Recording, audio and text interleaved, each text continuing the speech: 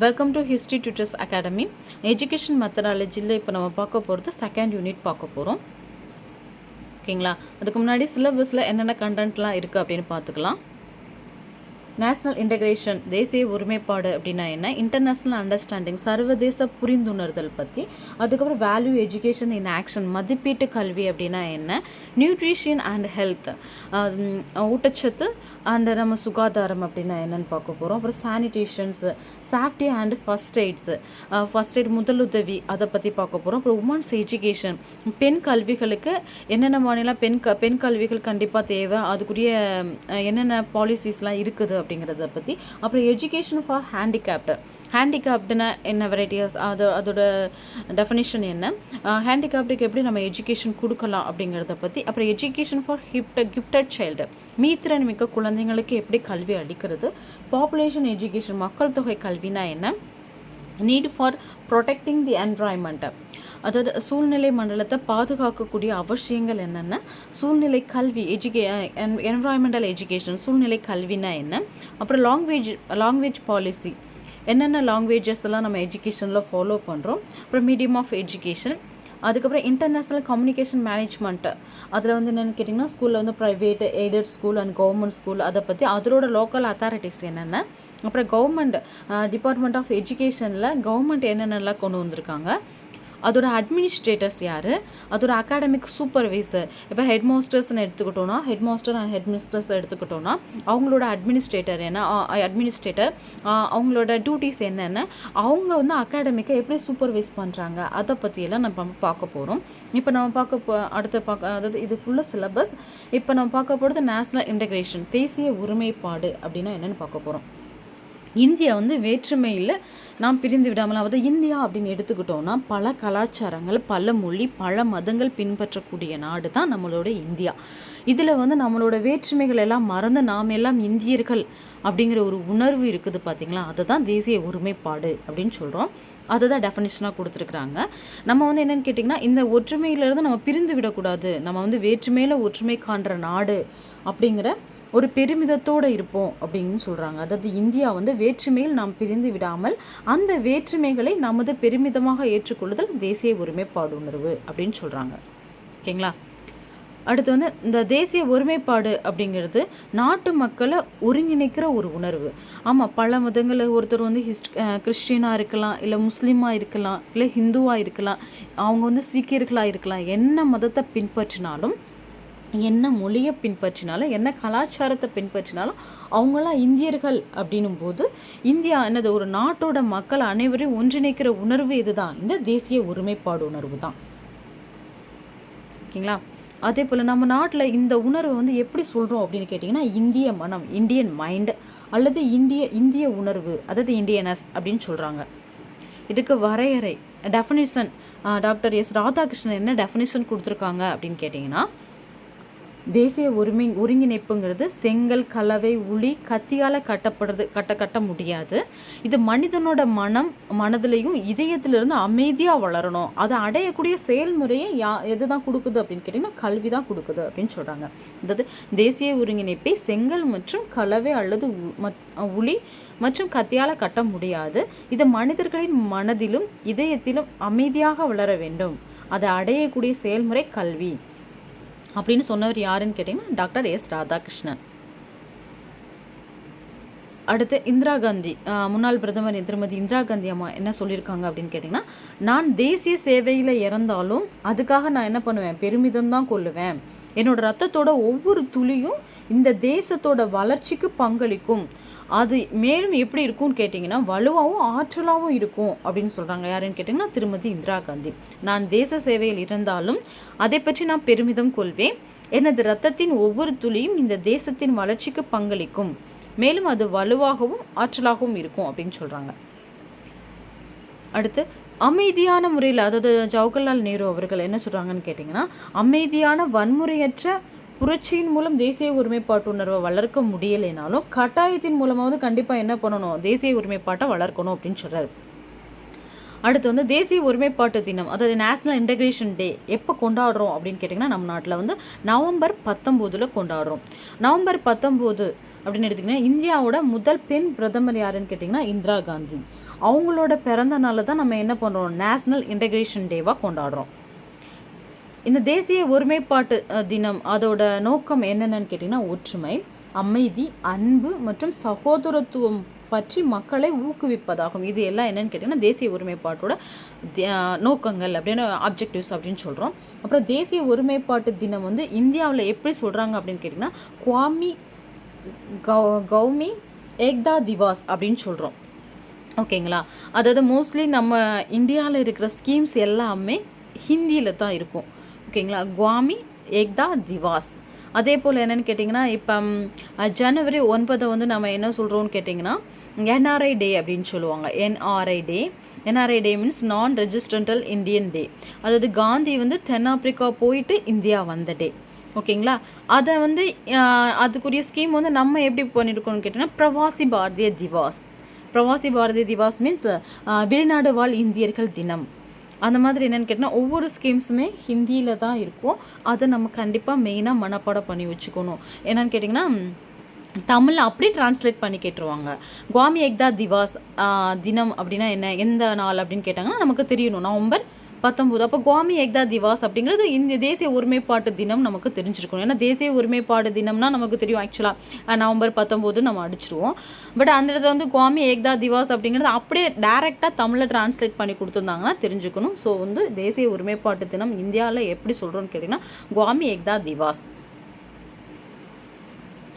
ஒவ்வொரு ஆண்டும் நவம்பர் 19லேருந்து 25 வரையிலும் அந்த வாரத்தை வந்து நம்ம எப்படி செலிப்ரேட் பண்ணுறோம் அப்படின்னு கேட்டிங்கன்னா குவாமி ஏக்தா திவாஸ் வீக் அப்படின்னு செலிப்ரேட் பண்ணுறோம். அதாவது தேசிய ஒருமைப்பாட்டு வாரம் அப்படின்னு சொல்கிறோம். இது எல்லாமே நம்ம தேசிய ஒருமைப்பாட்டு தினம் எதுக்கு கொண்டாடுறோம் அப்படின்னு பார்த்தோம் இல்லையா, அதாவது ஒற்றுமை, அமைதி, சகோதரத்துவத்தை ஊக்குவிக்கணும் அப்படிங்கிறதுக்காக தான் இந்த நேஷ்னல் இன்டகிரேஷன் டே வந்து செலிப்ரேட் பண்ணுறோம். ஓகேங்களா, அப்போ வந்து ஒவ்வொருத்தரும் அந்த நேஷ்னல் இன்டகிரேஷன் டேங்கும் போது பர்டிகுலர் இதுக்கு மட்டும் நம்ம இது பண்ண முடியாது. ஒவ்வொரு கேட்டகரிஸாக பிரித்து நம்ம கொண்டாடுறோம். ஏன்னா நம்ம இதில் வந்து பல விதமான மொழிகள் ஃபாலோ பண்ணுறோம். அதே போல் என்னென்னு கேட்டிங்கன்னா நிறைய மக்கள்கள் இருக்காங்க. அப்போ அவங்க ஒவ்வொருத்தவங்களுக்கும் ஒவ்வொரு டே அப்படிங்கிற மாதிரி ஒரு வாரம் ஃபுல்லாக என்ன பண்ணுறாங்க, குவாமி ஏக்தா திவாஸ் வீக் அப்படின்னு செலிப்ரேட் பண்ணுறாங்க. இப்போ நவம்பர் 20 அப்படின்னு பார்த்தீங்கன்னா சிறுபான்மையினர் நலனுக்காக செலிப்ரேட் பண்ணுறாங்க. ஓகேங்களா, வெல்ஃபேர் ஆஃப் மைனாரிட்டி டேஸ். அதே போல் நவம்பர் 20 வந்து மைனாரிட்டிஸ் டேஸ்ன்றோம். நவம்பர் 21 வந்து மொழிகள் நல்லிணக்க நாள், அதாவது லிங்குஸ்டிக் ஹார்மோனி டே அப்படின்னு சொல்கிறோம். அதே போல் நவம்பர் 22 வந்து பலவீனமான பிரிவு நாள், அதாவது வீக்கர் செக்ஷன் டே. அடுத்து நவம்பர் 23 வந்து கலாச்சார ஒற்றுமை நாள், கல்ச்சுரல் யூனிட்டி டே. நவம்பர் 24 வந்து மகளிர் தினம், அதாவது உமன்ஸ் டே. இது வந்து நவம்பர் 24 வந்து உமன்ஸ் டே வந்து இந்த குவாமி ஏக்தா திவாஸில் வர்றது. ஆக்சுவலாக நம்மளோட நேஷ்னல் உமன்ஸ் டேன்னு தனியாக செலிப்ரேட் பண்ணுறோம். இன்டர்நேஷ்னல் உமன்ஸ் டேனும் நம்ம என்ன பண்ணுறோம், செலிப்ரேட் பண்ணுறோம். இப்போ நேஷ்னல் உமன்ஸ் டே அப்படின்னு எடுத்துக்கிட்டோம் அப்படின்னு கேட்டிங்கன்னா பிப்ரவரி 13 சொல்லலாம். பிப்ரவரி 13 யாரோட பர்த்டே அப்படின்னு கேட்டிங்கன்னா சரோஜினி நாயுடு, த நைட்டிங்கேல் ஆஃப் இந்தியா, அவங்களோட பர்த்டே தான் பிப்ரவரி 13. அதை தான் நம்ம என்ன சொல்கிறோம், அதை நம்ம எப்படி செலிப்ரேட் பண்ணுறோம்னு கேட்டிங்கன்னா நேஷ்னல் உமன்ஸ் டேவாக செலிப்ரேட் பண்ணுறோம் பிப்ரவரி 13. அதே போல் இன்டர்நேஷ்னல் உமன்ஸ் டே அப்படின்னு எடுத்துக்கிட்டோம்னா மார்ச் 8 என்ன பிடிக்கும் செலிப்ரேட் பண்ணுறோம் கேட்டால் international women's day. National women's டேங்கிறது பிப்ரவரி 13. அது the nightingale of India, Sarojini Naidu அவர்களோட பர்த்டே. இங்கே வந்து எதுக்குன்னு கேட்டிங்கன்னா ஏக்தா திவாஸா, அதாவது குவாமி ஏக்தா திவாஸ் வீக்கில் வந்து மகளிர் டேவாக என்ன டேவுக்கு செலிப்ரேட் பண்ணுறோன்னு கேட்டிங்கன்னா நவம்பர் 24. நவம்பர் 25 வந்து கன்சர்வேஷன் டே, அதாவது பாதுகாப்பு தினம். இந்த கன்சர்வேஷன் டேலேயும் எல்லாமே வந்துடும்.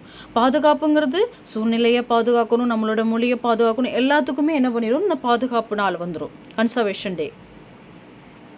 அடுத்து பார்க்க போகிறது, இப்போ இதுவரையில் பார்த்தது வந்து நேஷ்னல் இன்டகிரேஷன் டே. நமக்கு வந்து நேஷ்னல் இன்டகிரேஷன்னா என்ன, யூனிட்டினா என்னன்னு பார்க்கணும். ஃபஸ்ட்டு வந்து இங்கே வந்து நம்ம என்ன பண்ணுறோம், இந்தியாவோட தேசிய ஒற்றுமை தினம் வந்து என்னைக்குன்னு கேட்டிங்கன்னா அக்டோபர் 31. இப்போ தேசிய ஒற்றுமைனா என்ன, ஒருமைப்பாடு அப்படின்னா என்னன்னு கேட்டிங்கன்னா தேசிய ஒற்றுமை அப்படிங்கிறது நாம் எல்லாம் இந்தியாவில் இருக்கிறோம், ஓகேங்களா, இந்தியர்களாக இருக்கிறோம் அப்படிங்கிறது வந்து அதாவது யூனிட்டி அப்படின்னு சொல்லலாம். ஓகேங்களா, அந்த இந்தியர் அப்படிங்கிற உணர்வை தான் நம்ம என்ன சொல்கிறோம்னு கேட்டிங்கன்னா ஒருமைப்பாட்டு உணர்வு அப்படின்னு சொல்கிறோம். இப்போ நேஷ்னல் யூனிட்டி டே, அதாவது ராஷ்ட்ரிய ஏக்தா திவாஸ் அது என்னைக்கு செலிப்ரேட் பண்ணுறோன்னு கேட்டிங்கன்னா அக்டோபர் 31. இது யாரோட பிறந்த நாள் அப்படின்னு கேட்டிங்கன்னா சர்தார் வல்லபாய் பட்டேலோட பிறந்த நாள். ஓகேங்களா. இந்தியாவின் இரும்பு மனிதர் அப்படின்னு அவரை சொல்கிறோம். இந்த ராஷ்ட்ரிய ஏக்தா திவாஸ் எந்த வருஷம் எப்போயிலேருந்து நம்ம ஃபாலோ பண்ணுறோம், நம்மளோட இந்தியா கவர்மெண்ட் வந்து ஃபாலோ பண்ணுது அப்படின்னு கேட்டிங்கன்னா 2014 இந்த இந்திய அரசால் வந்து அறிமுகப்படுத்தப்பட்டது தான் இந்த ராஷ்ட்ரிய ஏக்தா திவாஸ், நேஷனல் யூனிட்டி டே. நல்லா கவனிச்சுக்கோங்க. நேஷனல் இன்டகிரேஷன் அதில் ஐன்னு வருது. ஸோ அது வந்து இந்திரா காந்தியோட பர்த்டே. இந்திரா காந்தியோட பர்த்டே எப்போ? நவம்பர் 19. ஓகேங்களா. இது வந்து யூனிட்டி டே வந்து சர்தார் வல்லபாய் பட்டேலோட பர்த்டே அக்டோபர் 31. அதே தான் கீழே கொடுத்துருக்கோம். என்னென்னு கேட்டிங்கன்னா அக்டோபர் 31ங்கிறது சர்தார் வல்லபாய் பட்டேலோட பர்த்டே. இவர் இந்தியாவின் இரும்பு நாயகன் அப்படின்னு சொல்கிறோம், iron man of the India. சுதந்திர இந்தியாவின் முதல் உள்துறை அமைச்சர் யாருன்னு கேட்டிங்கன்னா சர்தார் வல்லபாய் பட்டேல். இவர் வந்து அப்போ இருந்த இந்தியாவில் வந்து 562 சுதேச அரசுகள் நம்ம இந்தியா இண்டிபெண்டன்ஸ் ஆகும் பொழுது இத்தனை சுதேச அரசுகள், அதாவது மன்னர் ஆட்சிகள் உள்ள மாநிலங்கள் இருந்துச்சு. அதெல்லாம் ஒருங்கிணைக்கிற பொறுப்பு யாருக்கு தான் இருந்ததுன்னு கேட்டிங்கன்னா சர்தார் வல்லபாய் பட்டேலுக்கு தான் இருந்தது.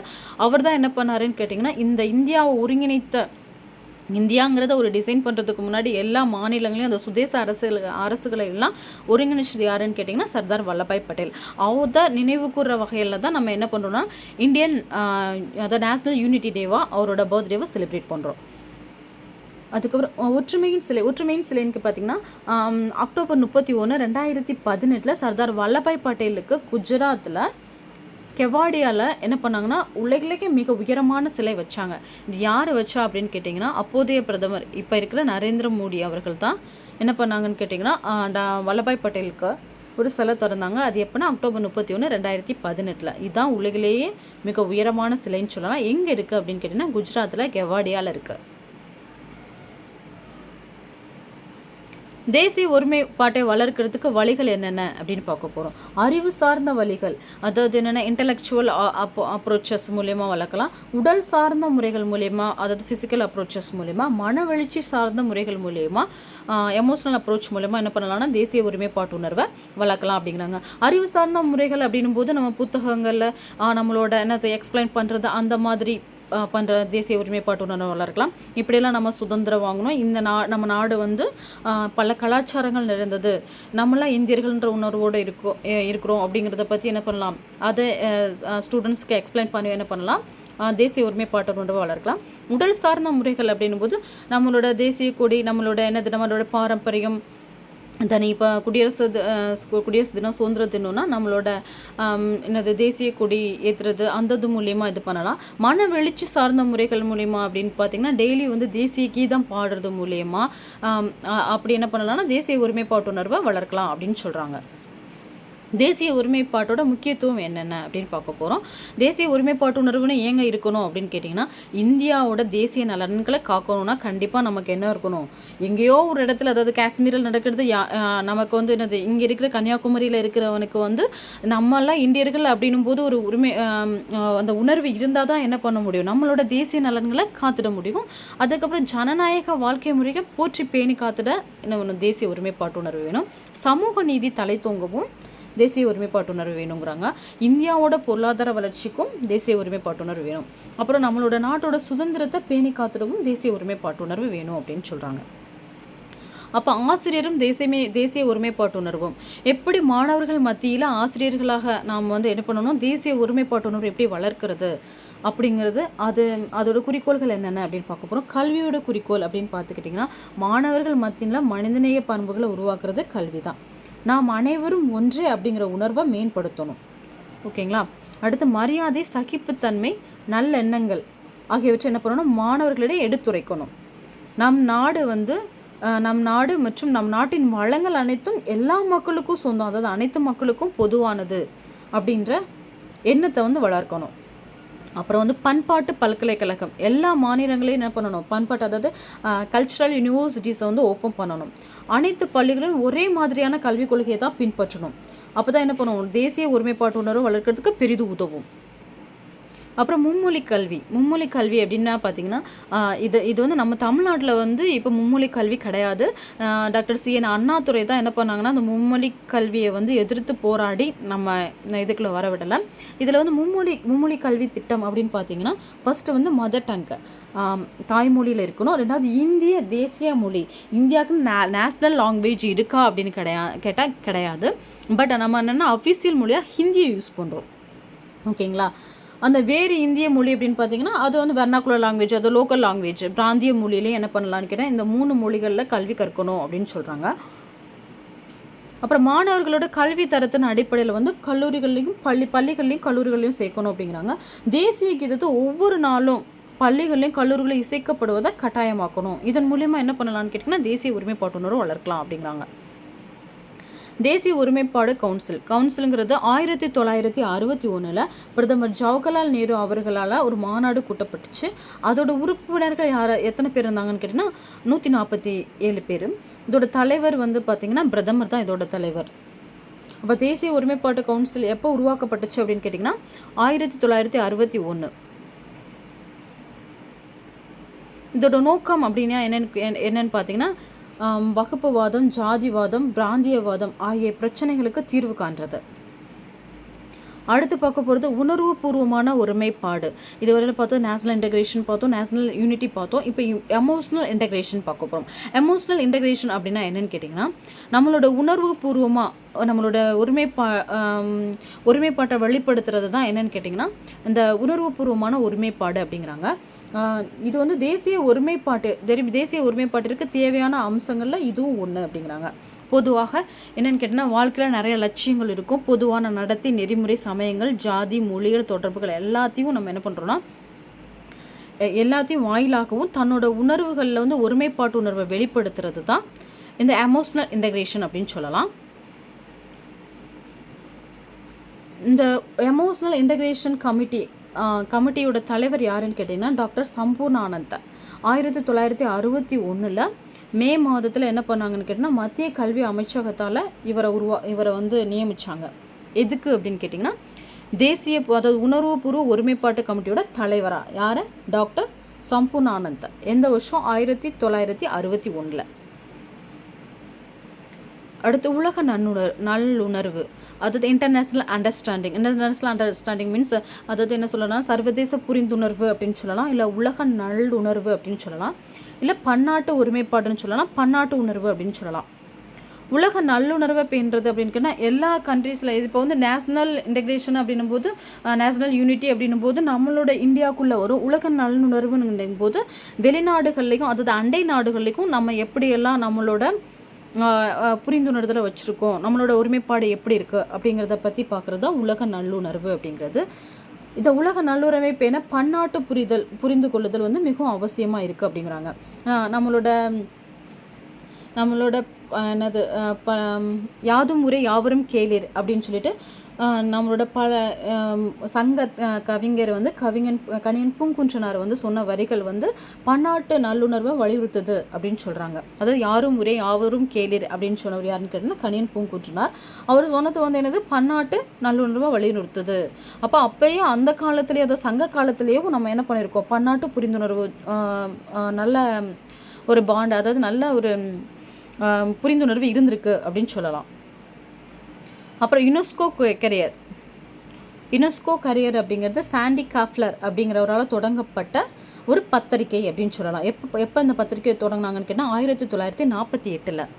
இந்த பத்திரிகையோட நோக்கம் அப்படின்னா என்னென்னு கேட்டிங்கன்னா, யுனெஸ்கோவில் இருக்க அந்த யுனெஸ்கோவோட கொள்கைகளை மேம்படுத்துறது, கலாச்சாரங்களுக்கு இடையான உரையாடல்களுக்கான ஒரு தளத்தை பராமரிக்கிறது, சர்வதேச விவாதத்திற்கு ஒரு மன்றமாக இருக்கிறது தான் இதோட நோக்கம் அப்படின்னு சொல்லலாம். எதோட நோக்கம் அப்படின்னு கேட்டிங்கன்னா யுனெஸ்கோ கொரியர் அப்படிங்கிறது ஒரு பத்திரிகை. இதோட நோக்கம் என்னன்னு கேட்டிங்கன்னா, யுனெஸ்கோவோட என்னென்ன கொள்கைகள் எல்லாம் அவங்க வந்து மேம்படுத்துகிறாங்க, அவங்களோட கலாச்சாரம், இப்போ ஏதாவது ஒரு கலாச்சாரத்துக்கு இடையிலான உரையாடல் நடக்குதுன்னா அதுக்கு ஒரு மீடியமாக அதாவது ஒரு தளமாக இது செயல்படுது.